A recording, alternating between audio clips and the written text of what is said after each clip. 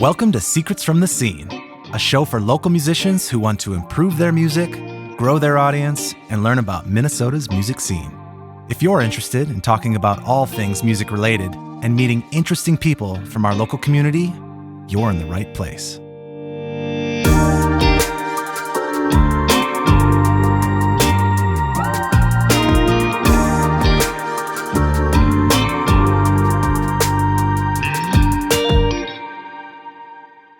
My name is Stephen Helvig, and I'm a local producer here in the Twin Cities.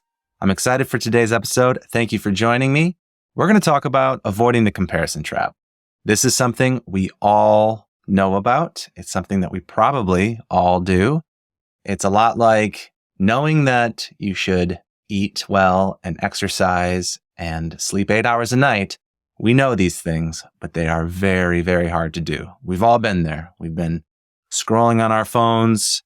It's late at night or whatever, you're bored, and you find that the more you scroll, the worse you're feeling because maybe there's one specific account or one specific person that you see and it just starts making you feel worse about yourself. It might be because of envy or jealousy of some sort.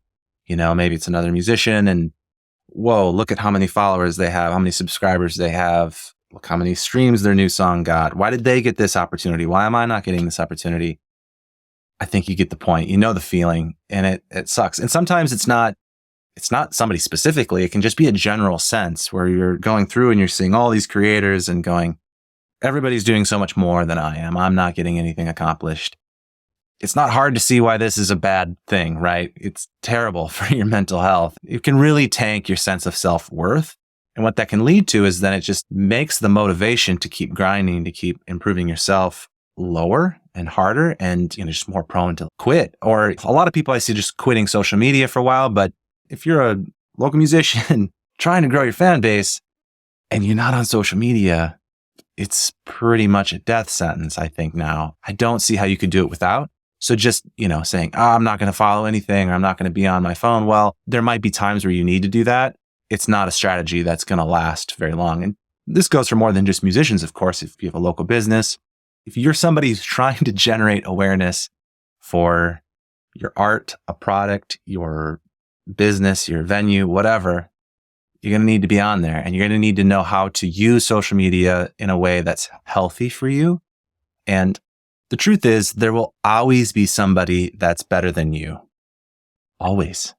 And so if you're sitting there comparing yourself and thinking, well, if I can just get to this many streams or this many followers or whatever metric, then I'll feel better. It's unlikely. I mean, even artists that are very successful still go through these feelings where they ditch social media for a while. Fortunately, they can take a break because they already have a large following. But the problem's real and it happens to everybody. And even as you get more successful, sure, you might get temporary validation from that, but then you're just going to recalibrate and then be looking at people that are even bigger. You're going to set your goals higher and then back to the same thing. You can't assume that chasing certain metrics are going to solve this problem for you. There's always going to be somebody better than you at it. It's unlikely that you're the best person in the world at, say, playing guitar or singing or writing songs or whatever. If you can't stop this, what's going to happen is you just end up getting a feeling of, why am I so disappointing? How come they're doing something better? They're cooler. They're more attractive. They're funny or whatever it is. And it's just going to grind you down. So we have to be able to recognize what's happening and stop it quicker and try to reframe it. So we know this is bad. We know this is dangerous for our mental health, yet it's hard to just stop. It's hard to just turn that part of our brains off. And the crazy thing about it is it's usually completely an unfair comparison, right? We're looking at somebody's best moments and then comparing them to our average sense of self. It's not a level playing field. And often we don't even have the whole story. We have no idea what other people are going through or what advantages or disadvantages they've had along the way. We just have the one little post or whatever, or some numbers, and we're making up these stories in our heads to fill in the blanks. And it's just misleading. It's inaccurate. Now, not all comparison is by default a bad thing. It's not. Sometimes seeing these sort of things can be motivating. They can inspire you. They can push you to go harder, to set better goals, to generally improve your situation. But if you're in a habit of a lot, it's going to have more negative effects than positive effects for most of us. So in today's episode, I want to talk about some things that we can do to help control this comparison tendency. I don't think you can just completely stop it. It's a human tendency to find out where you rank in this dominance hierarchy. But you can control it as long as you recognize and sort of have a couple strategies in place to reframe things if you can start to feel yourself getting bad. The basic principle is that you should only compare yourself to your previous self. Are you better today than you were yesterday? That's essentially it. If you can do this, you're going to feel more confident, self-assured, and happy wherever you are in your own personal journey. And this confidence and happiness will help you make better decisions. You'll have better conversations with people, and you can build a community of like-minded people that feel the same way, that are optimistic and positive about their future. And you can stay in a healthier mindset that will just fuel your creative process and keep you on the right path. So let's dive in. What do we do? Step number one is to recognize when it's happening and then to evaluate, hey, is this really making me feel like shit? Or is this kind of making me motivated? Am I, all right, I'm ready to go out and get it. I can do this. They did this. I can do this. You have to kind of distinguish between those things and make sure that it's the healthy type. Now, I got to say, even right now, as I'm making this podcast, I'm kind of doing the same thing. Comparison doesn't happen just when you're scrolling on social media. It happens all the time, right? I'm trying to launch a new podcast. I'm making these episodes. And what am I doing? Stopping every few sentences to figure out how to do it better because I'm comparing myself against other podcasts that I listen to and really respect. I want this to turn out good. That balance is tough, right? Because on one hand, it's pushing me to try to keep my quality up, to keep my standards high. But if it gets past that, then all I'm doing is hitting stop, hitting delete. I'm spending all day trying to record a 10-minute podcast or something, and it's completely destructive. Or, it can become debilitating where maybe I just give up entirely and don't do it. I've even had to stop and say, all right, I got to stop being as picky about something and just move forward. Keep making progress. You'll get better as you go. And that's due to the comparison trap. It's happening right now as I make this episode. We all have this, but we can do better. And I think just acknowledging it makes a huge impact in convincing yourself to just say, all right, I can put that away. Like I said earlier, it's one thing to know that, you shouldn't compare yourself to others. It's another thing to actually will yourself to do it. So it's not so much that this is about telling you, oh, this is happening. I think we all know it. It's about reminding you how important it is that you get it under control. Just like diet, just like exercise, just like getting enough sleep. We know these things as truth. But we need constant reminders and support to actually stay on track. Okay, so if you're on social media and something's you do recognize and you evaluate, this is not great for me, don't be afraid to hit the mute button. If you feel like something's draining you, then, take a break from that. And if you need to, you can take a break entirely from social media. But I just think you probably have to come back if you're going to try to keep building awareness for yourself, your music, your business, whatever. A lot of artists have done this, and it's okay to step away if you need to. Just be prepared to figure out a new strategy when you come back. Now, not all comparison is self-afflicted, like us going, oh, why do I suck at this? As you get more popular, you would think, oh, okay, now I'll compare myself and think I'm better than somebody or whatever, which is also not great, comparing yourself downwards versus upwards. But as you get more popular, of course, you're going to have more people that are commenting and interacting, and you're probably going to have some trolls and some people that do not like your content. Negative comments, feedback. Now, most of the time, I think you should just simply delete this, block it, ignore it. But again, there's a fine line. Not all criticism is meant to be destructive. Some of it is meant to be constructive. Again, you just have to evaluate, should I be listening to this? I think a lot of times on the internet, the answer is probably no. But particularly if it comes from somebody you trust, we all need to keep getting better. We all have things to learn. So don't just inherently think that any criticism or negative feedback is bad feedback. Take a second, process it. But if you're straight up getting trolled, just block and delete all that stuff. Another thing I think you can do on social media is follow people that you admire and people that you see are making progress, and then celebrate them, congratulate them. It's so much easier to say, that's amazing. I can't believe you did that. Great job. And lifting up people than it is to just stay silent and beat yourself up silently in the corner over your own inadequacies. Even if you don't 100% genuinely feel happy for somebody else, if you can see that they worked hard for it, congratulate them. I think personally that fake it till you make it, right? Even if you don't 100% feel that way, or you're jealous, you're envious or whatever, by saying, yo, that's amazing what you did. So cool. Congratulations.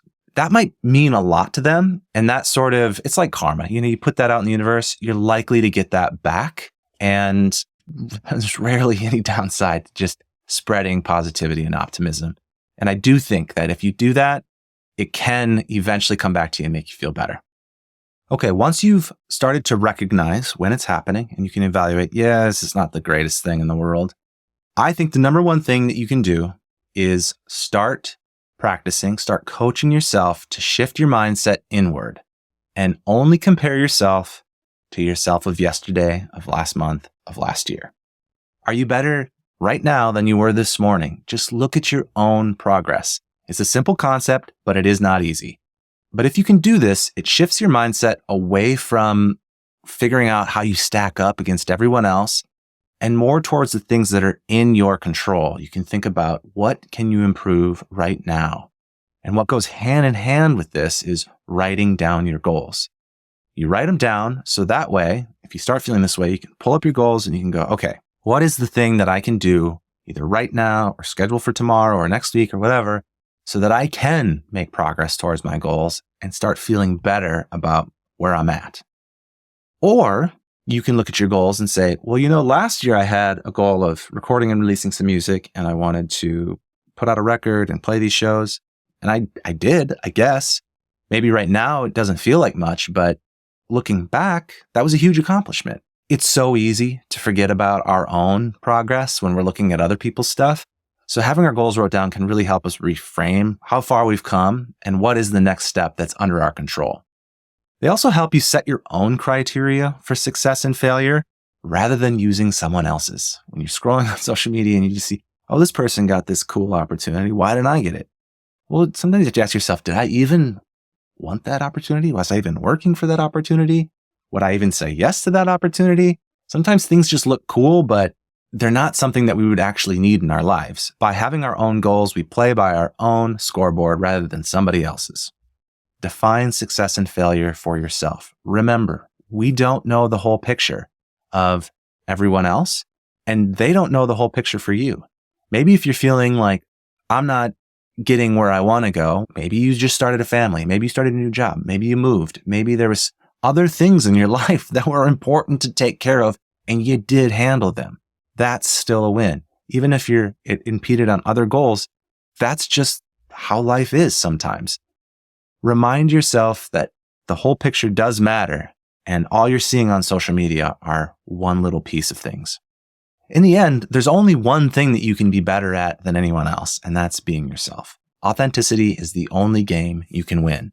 And I think that this is a good thing because doubling down on your own uniqueness, your own personality, and your own values will give you a more distinct and genuine brand to your fans and followers online. It's also so much easier to maintain and stay consistent with because you probably actually believe in it.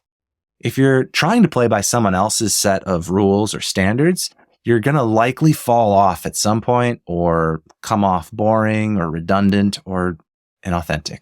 Authenticity is key. Finally, don't forget why you're doing this in the first place.